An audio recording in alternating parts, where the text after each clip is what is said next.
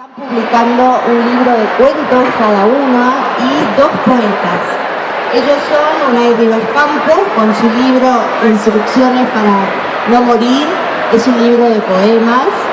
Vanessa Gómez con su libro de cuentos, si lo quieren mostrar, no sean tímidos chicos, muestren los que esperan.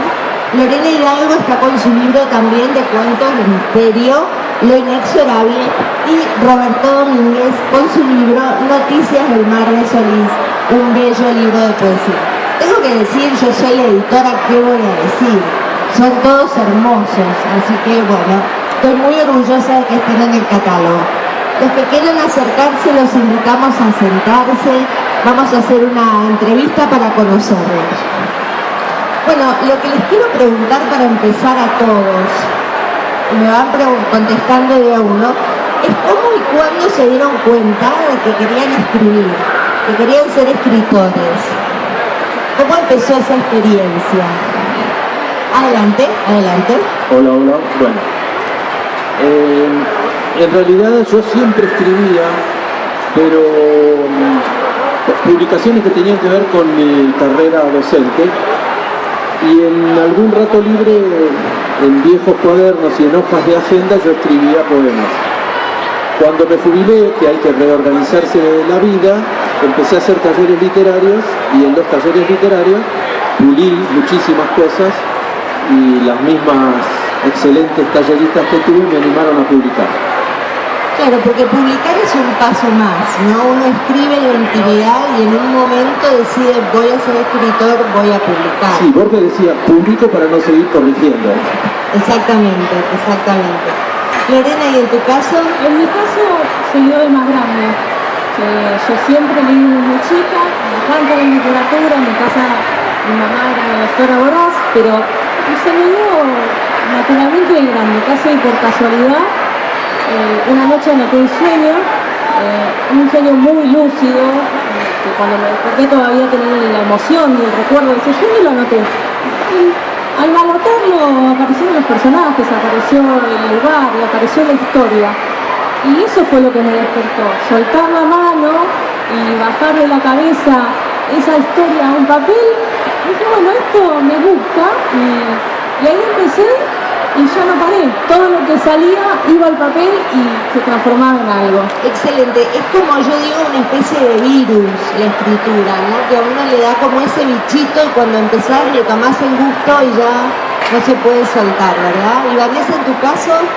Bueno, yo creo que coincido acá con la compañera y que ese vínculo se dio primero con la lectura, la autonomía como lectora. Mi mamá siempre me cuenta que ella me leía un cuento antes de dormir y después tuvo a mi hermano y ya no pudo seguir haciéndolo y que yo me acostaba todas las noches esperando que me leyera el cuento y bueno, evidentemente me dormía antes de que pudiera dormir ella, al otro diablo, no se dormía nunca y buena noche se acerca y me dice, bueno, ahora puedo, ya se durmió. Y digo, no, gracias, ya aprendí a leer sola. Y no sé cómo, no sé quién me enseñó, no tengo ningún recuerdo de eso. Pero lo cierto es que logré autonomía como lectora y creo que ahí es el vínculo primero, ¿no? En la lectura. En la lectura. ¿Y en tu caso, Lai? Bueno, yo siempre me banqué bastante, tuve una muy buena opinión de mí mismo, pero en un momento, así por los 30, tuve una novia, que ella decía que era muy talentosa porque escribía poesía, y ella tenía como el don, ella ¿cómo lo llamaba? Tenía el ángel, lo llamaba. Y iba a un taller de sociópatas donde todos tenían el ángel y tenían que hacer lo que sea porque tenían el ángel. Y nada, me recagó y me dejó y me dijo, porque no tenéis el ángel, y quedé hecho pelota. Y en el momento más hundido, más hecho pelota, miré lo que escribía y decía, che, pará, esto lo puedo hacer yo, es más, lo puedo hacer mejor. Y ahí me anoté al taller de La Iseca, un poco para primero entrar en la narrativa, y fui practicando, entré en Maldita Ginebra, que es ese mítico espacio del under que se hacía en el garaje Papacho, y un poco ahí me fui formando, y ya cuando logré escribir bien, para mí, a mi juicio, ahí ya me gustó, y ahí sigo. Ok, en tu caso fue un desafío, entonces, Sí. te desafiaron a escribir, muy bien. Solo me desafié, la verdad, pero bueno. Bueno, ¿y cómo sería en cada uno de los pasos el germen del libro que hoy tienen en la mano? ¿Cómo empezó ese sueño, esas historias? ¿Cómo empezaron? Bueno, entre esas hojas había poemas dedicados a algunos temas puntuales de historia. Yo en mi otra vida era profesor de historia, entonces hay algunos temas pensados desde la historia, con algún giro cómico en algún punto, otro que tiene que ver con la vida, con mi familia, con el barrio. Entonces, lo que trabajé mucho durante el encierro que representó la pandemia fue depurar todo eso y darle, bueno, un formato. A mí me puede disparar un poema, una noticia. Tengo poemas, no en este libro, que me los disparó una noticia del diario. Entonces, a partir de ahí yo elaboro una reversión de esa noticia con un tinte poético. Lorena. Bueno, estos cuentos, la mayoría salieron de sueños, pero también hay un par que salieron de la observación de lo cotidiano. Fueron escritos a lo largo de 4 o 5 años mientras escribía otras cosas y sobre todo, bueno, todos estos libros, todos estos cuentos tienen que ver con la muerte, ¿no? Pero hay cuentos que están sacados sobre todo de noticias, como dice él. A mí me gustan las noticias que son medio insólitas, medio entre macabras e insólitas, esas noticias que uno no termina de creer o que cree que no son tan verosímiles. Ahí es donde presto atención. Y otra cosa que sí me llama la atención, que hay un par de cuentos que salieron de cartelería. Yo soy diseñadora gráfica, estudié en una escuela de artes visuales y tengo como esa obsesión de ver la tipografía en la calle. Y todo cartel que leo, a mí esa palabra me dispara algo. Así que de ahí también tengo unos cuentos. En lo visual me apoyo mucho. Bueno, maravilloso, qué diferentes experiencias, ¿no? De qué distintos lugares. Vanessa, en tu caso. Yo creo que parte siempre de una imagen. Arranqué escribiendo poesía y por eso también supongo que es lo que más me importa, es transmitir una emoción o un sentimiento que el lector se vea afectado de algún modo. Entonces, si hay un germen, es siempre lo que voy tejiendo a partir de una imagen fuerte. Sí, no, luego otra unidad más que se me ocurre en este momento, temas que son los que todo el mundo toca, ¿no? La inocencia, la pérdida de la inocencia, azares que irrumpen o disrumpen en la cotidianidad y que hacen que las cosas de golpe se vuelvan extrañas. ¿Y qué ven? ¿El principio del cuento, el final, perdón? Ven el principio, la imagen, puede ser de cualquier parte del cuento, no necesariamente del final. No necesariamente, es una escena y una vez que tengo esa escena es como una energía, ¿no? Que se va cargando y sé que en algún momento voy a tener que sentarme a escribirlo y a veces me gusta jugar con eso y esperar, contener para poder luego vomitarlo sobre la hoja.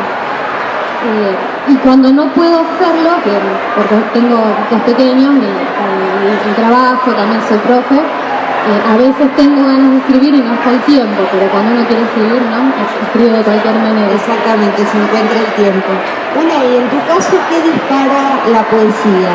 Bueno, en concreto, en lo que es este libro, yo había escrito un primer libro, tardé muchísimos años en publicar el primer libro para que justamente a mí me pasaba con algunos libros de poesía y me pasa mucho que los leo y me pierdo, los leo y no entiendo, los leo y me siento culpable porque me estoy embolando y me da culpa y vuelvo.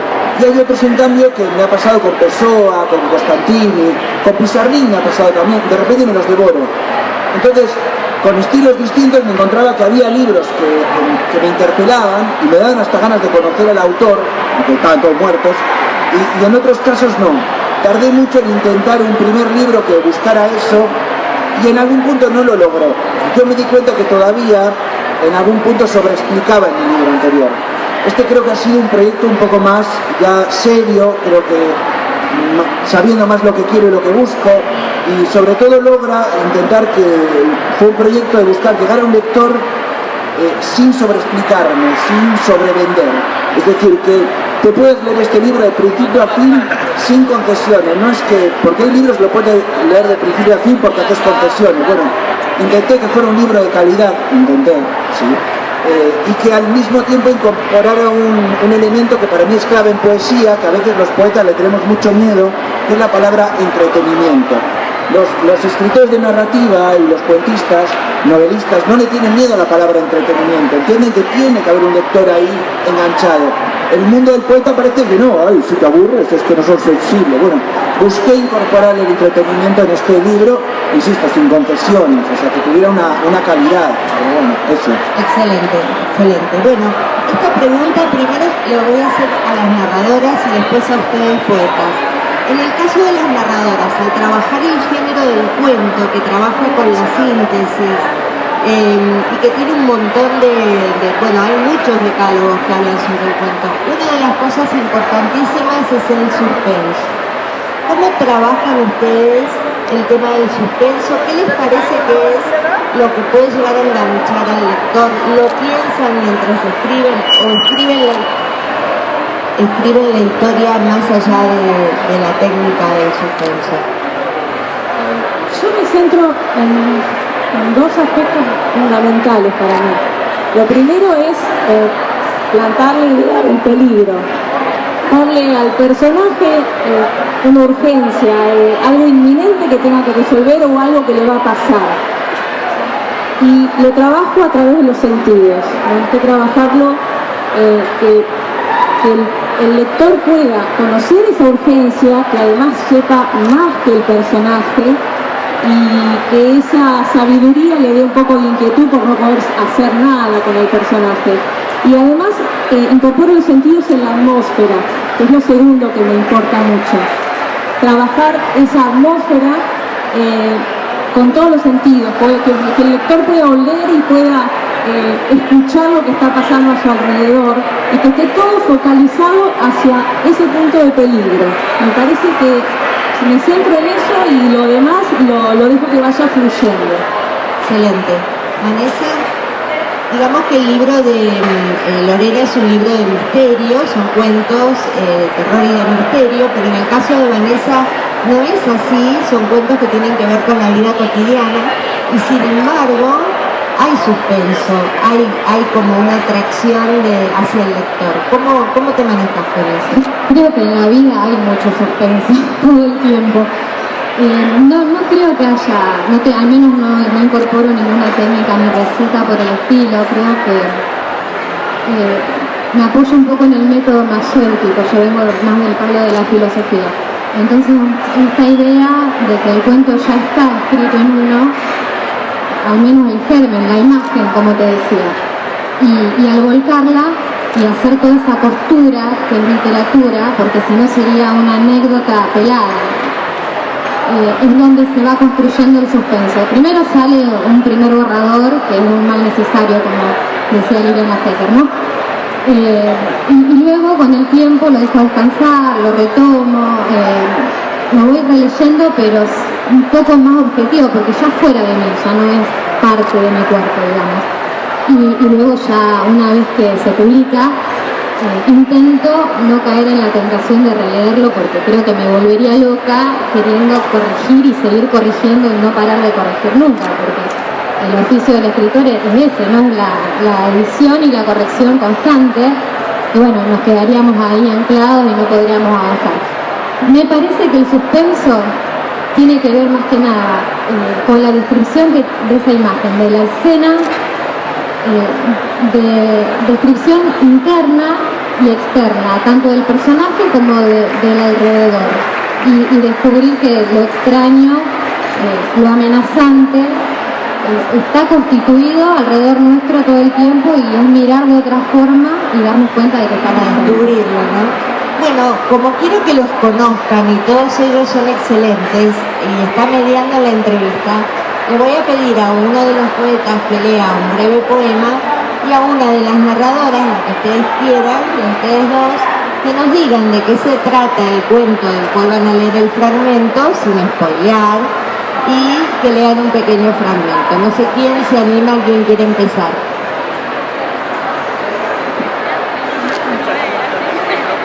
Tengo el micrófono así. Inundación. El río que nace de las grandes lluvias poco a poco tapó la orilla y ocupó la ciudad. Se llevó los muebles de la abuela, que miraba con dolor las sábanas y los pañuelos, perdidos entre corrientes de camalotes. Arrastró la caja de fotos, olvidó los bautismos, las comuniones, las cartas de los parientes. El agua entró en la capilla. El cura resistía junto a los santos y rezaba sin pausa por la salvación de las almas. Un retablo de maderas bendecidas se desplomó sobre el altar. Desde los techos miramos a los perros que no piensan en Dios y se ahogan en el río. ¿Qué planes hacer para el futuro? Una sensación de vergüenza acompaña tu fracaso. Es grande el eco de tantas fuerzas asolando. Ser arrastrado por las aguas es muy antiguo. El libro es como las cajas chinas o como las muñecas rusas que va saliendo desde lo exterior, que serían los poemas dedicados a la historia argentina, después los poemas del barrio, los poemas de la casa y los poemas de la vida.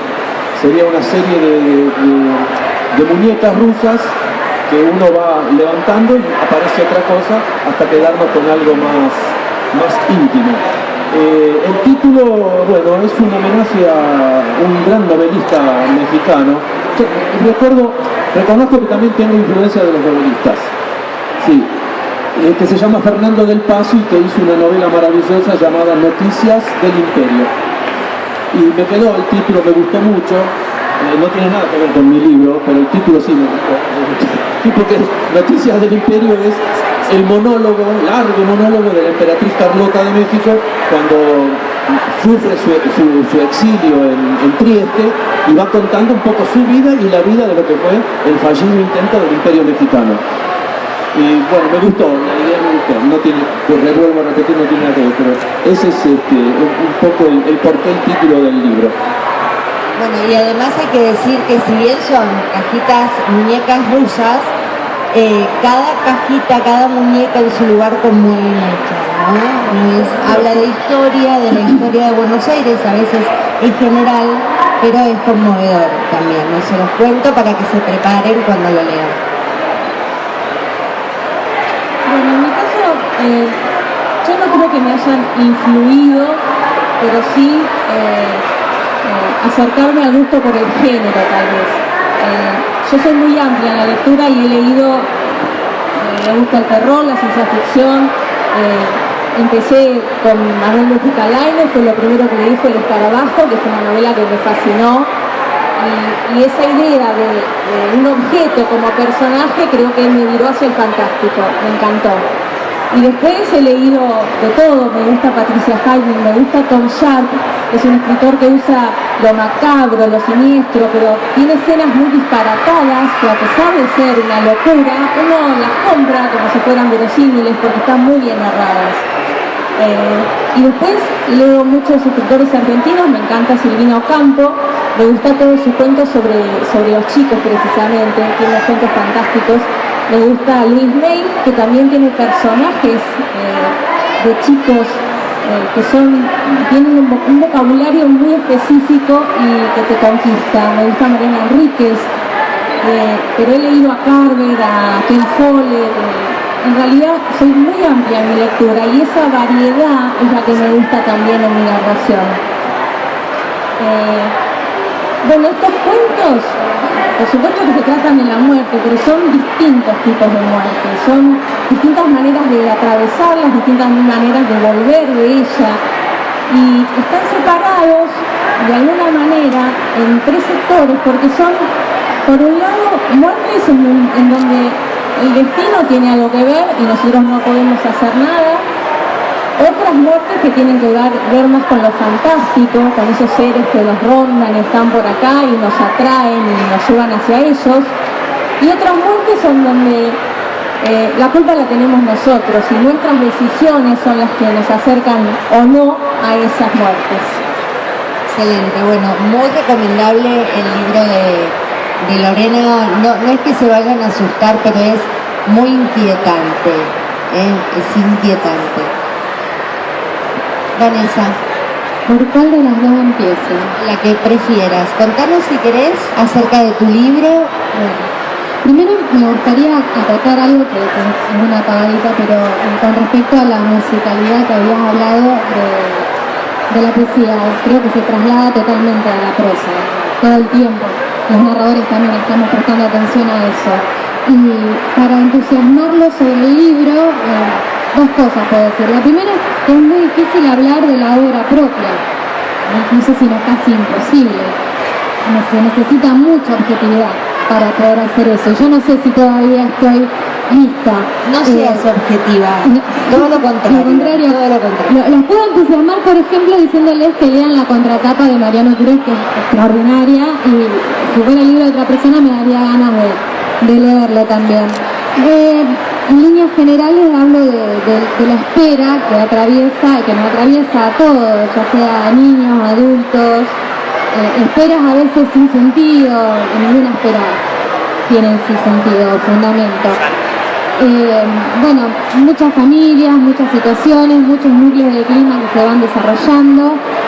Por momentos parece que un personaje se continúa quizá en otro relato y se retoman, hay ciertas similitudes. Y con respecto a autores que me influenciaron, me gustaría creer que me influenciaron todos los que leí. Sería fantástico eso. Qué lindo, qué golpe sería. Empecé a leer de muy chica y también leo mucho. Creo que hay que leer de todo y leer sobre todo cuando uno arranca literatura más comercial. Hay que saber luego distinguir qué nos enriquece más que otro tipo de literatura. Así que bueno, leí de todo, novela, cuento, poesía, todos los géneros y los autores. Por nombrarte alguno, a ver, Cortázar, Borges, se me ocurre ahora, los contemporáneos también me gustan todos, pero los grandes maestros del relato, Poe, Harber, Chekhov, podría estar mucho rato enumerando. Todos, seguro que el público también. Después les vamos a preguntar a ustedes, ¿qué leen? Unai. Bueno, en relación a los autores, pienso, a ver, podría nombrar muchos, puedo nombrar a Pessoa. A mí me parece Pessoa el poeta más grande de todos los tiempos, por la magnitud de su obra, porque no tiene puntos flojos, porque no hay un mal poema y se permite escribir en muchos estilos distintos, con estos famosos personajes llamados heterónimos, la biografía propia que construye, biografía, muerte, nacimiento, empleo, carta astral, le pone y todo. Claro, en ese universo logra algo increíble, que es una obra magna de un montón de poetas distintos interactuando. Ahora bien, si yo tengo que nombrar un autor argentino, voy a nombrar, que lo sabe Graciela, a Umberto Costantini. Yo creo que Umberto Costantini, literal, para mí es el poeta que hay que leer, porque nadie en la Argentina en poesía se atrevió a escribir poemas como los escribe él.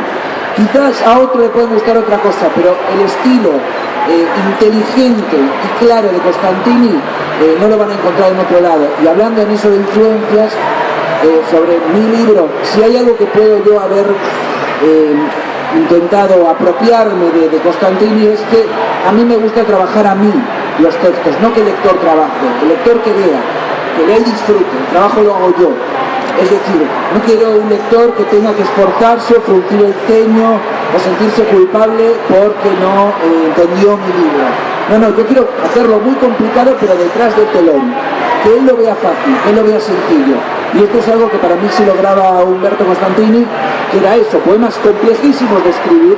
Yo siempre le digo a la gente que ningunea a Costantini, y dice, pero no escriba palabras raras. Escribimos un poema como Costantini, a ver si te sale. Es dificilísimo, pero como hacía Riquelme con el fútbol, sí, hacen que parezca fácil. Este es mi libro. Ahora vendelo, por favor. Bueno, nada, no te vas a aburrir con mi libro, eso sí lo prometo, lo mínimo.